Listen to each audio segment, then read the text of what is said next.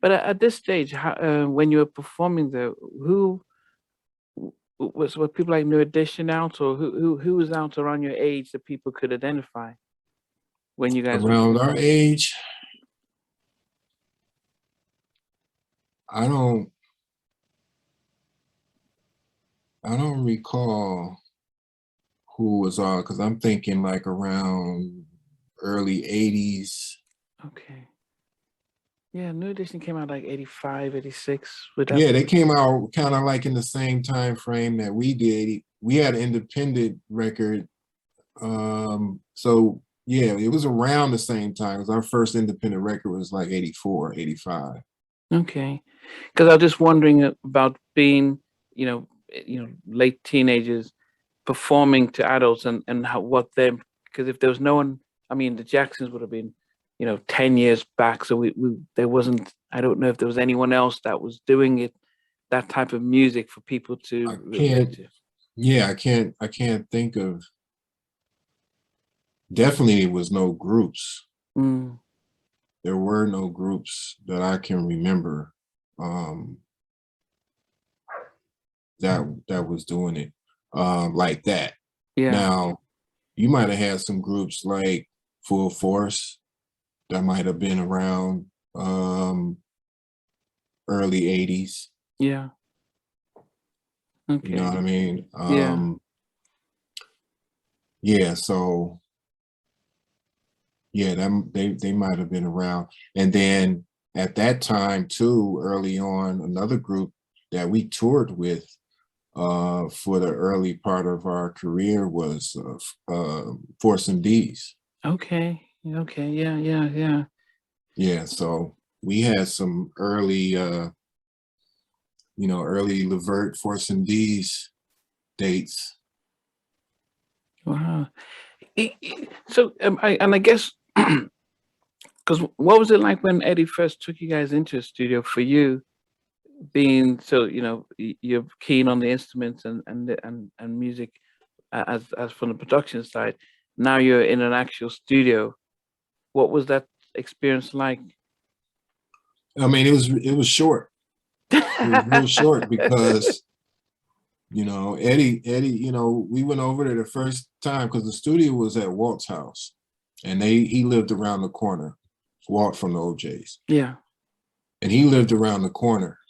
Um, so we walked over there when he said, "Y'all come over here at such time," and blah blah. So okay, cool. We was looking forward to the time. We counting the time down, and we walk around. Yeah, we gonna head on over there. Yeah, we gonna head over there. We head over there, get to Walt's house, we go in the basement, where the studio was, and he got some of his players down there, some of the, band members, and they just down there kicking it, doing what they do. And all right, what's the song? Show me, play the song. So I played the song on the piano, and Gerald sang the song, and they, kind of got it down, took notes of it, and this and that and the other. And next thing you know, Eddie told us to beat it. And that was it. So we was there for a short session. We didn't really do anything other than show them the song. And then he told us to get out. Wow. So we left. And the next day or so, Dad came up with the finished product of what we were showing them. And Gerald called me playing it on the phone. And I was like, he's like, man, we about to do this, that, and the other. He was just amped up. And because it did sound good. Like it was not, remember, we knew nothing about producing at Mm, this time. We weren't really producers, but we was writing songs.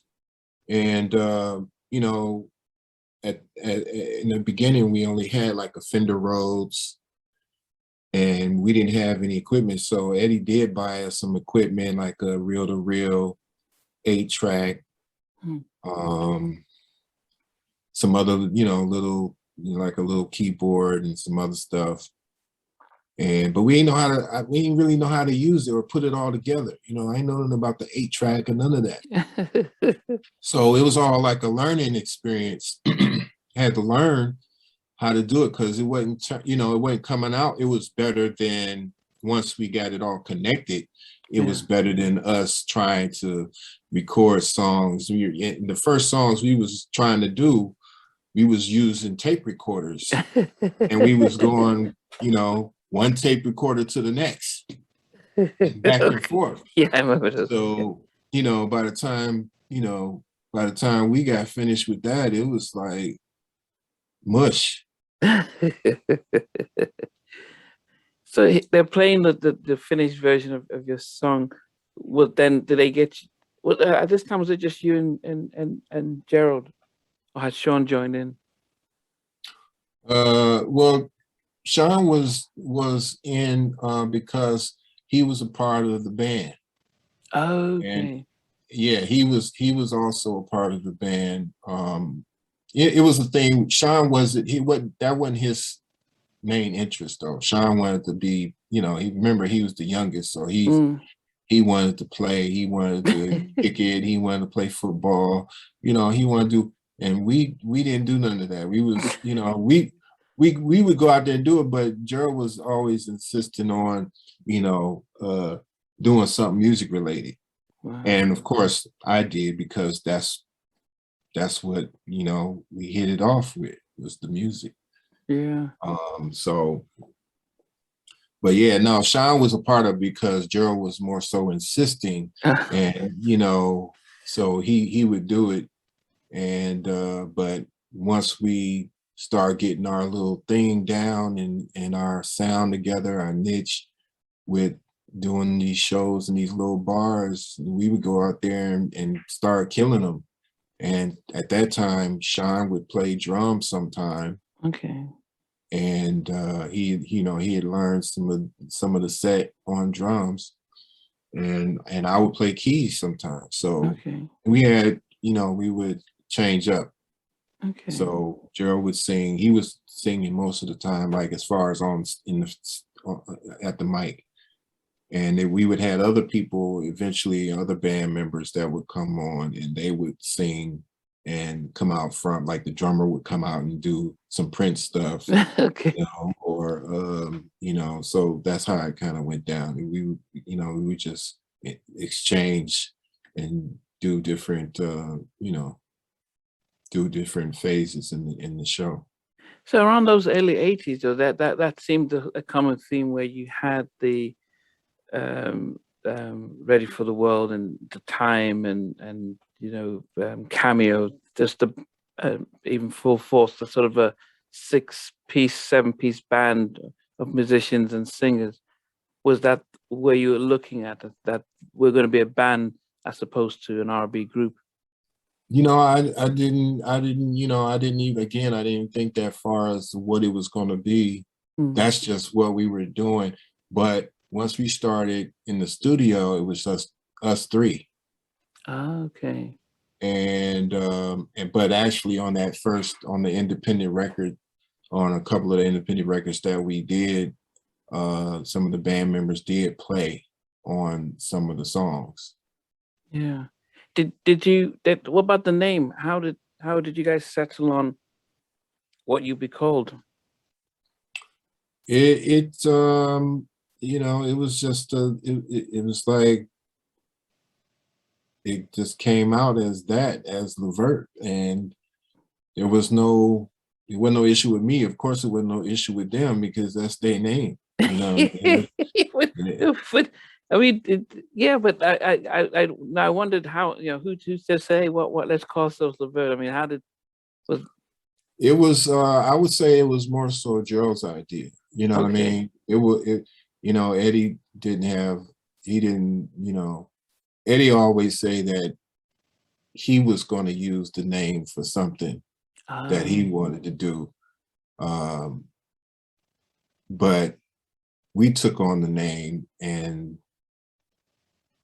that's just ended up being what it was. Okay. I mean, as I said, it's a standout name. You know, it's not like the Jacksons. But Yeah, it was, no, it's real different, you know, as yeah. far as what you're used to, you know. So, you know, it was all good. You know, I didn't know what to expect. So it wasn't like I was thinking like, man, you know, why it's gotta be your name? You know, it wasn't that kind of thing because I wasn't even, you know, I wasn't even on it like that. I was totally green to all of this. Okay, okay, okay. Yeah. So was Eddie managing you guys, or did he was just an advisor?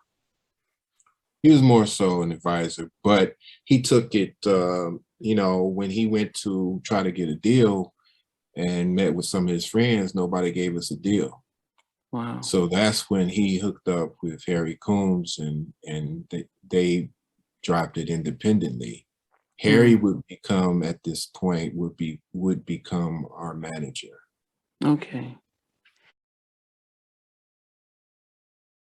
Thanks for watching. Please remember to subscribe to the channel, but most importantly to press the notification bell so that you can be notified when we do have a new interview. Loads to come, but thanks a lot for watching.